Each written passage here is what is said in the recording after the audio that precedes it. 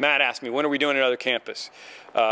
Hopefully in about a year, maybe a little less than a year. We're going to be trying to launch in maybe the Palos area, North Tinley area.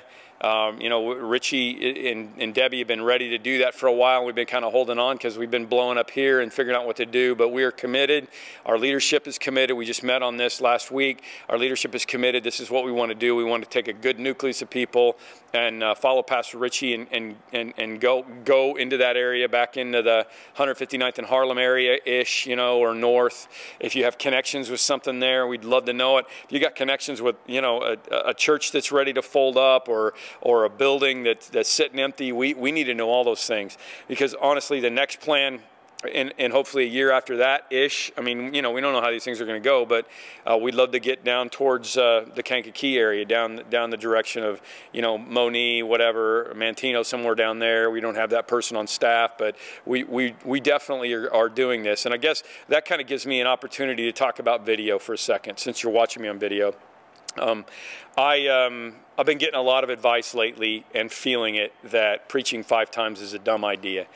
My uncle actually was a pastor who lost his voice because he just abused his voice so much that he couldn't preach the end of his career, and so I'm being mindful of that, and I just want you to know that going forward, I'm probably not going to preach 5 times a weekend. I'm going to try to figure out how to throw video in. It won't always be the same time. Won't necessarily always be on Sunday night. We're going to figure out how to do this, and there's 2 reasons. One is that we're set up at the Orland campus now to be able to do that. We haven't been before. We have a good center screen. We're ready to go with it.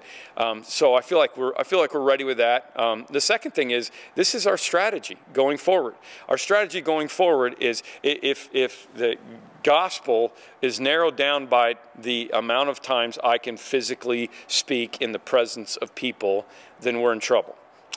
Thankfully, Billy Graham proved a long time ago that that was not true. You fill up a crusade with the people that are there, but there's another million people or billion people around the world that are watching, and people that are coming to Christ, watching it on their little, their little crummy black and white television sets back in the day.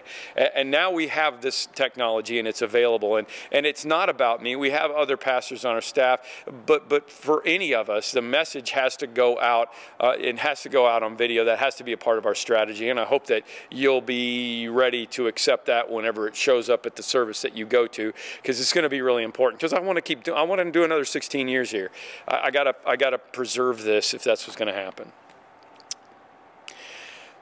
What's my view of assisted reproduction? Specifically donor egg, sperm, IVF. I mean, all of that stuff is.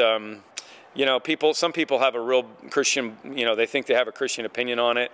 And I'd say most people realize that there's not really any easy way to do that. I mean, the Catholics have always been, against birth control. There's nothing about that in the Bible. There's absolutely nothing about that in the Bible.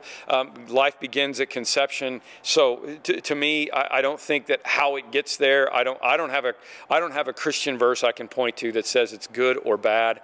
I definitely know some wonderful couples, wonderful Christian couples who have used in vitro. They've used other ways to be able to get pregnant.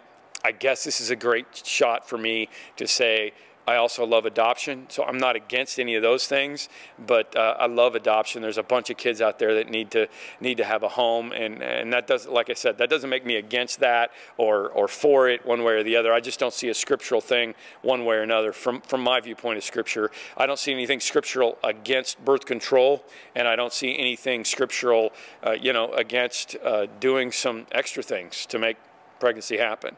I believe life is a gift from God, and He loves it when it happens.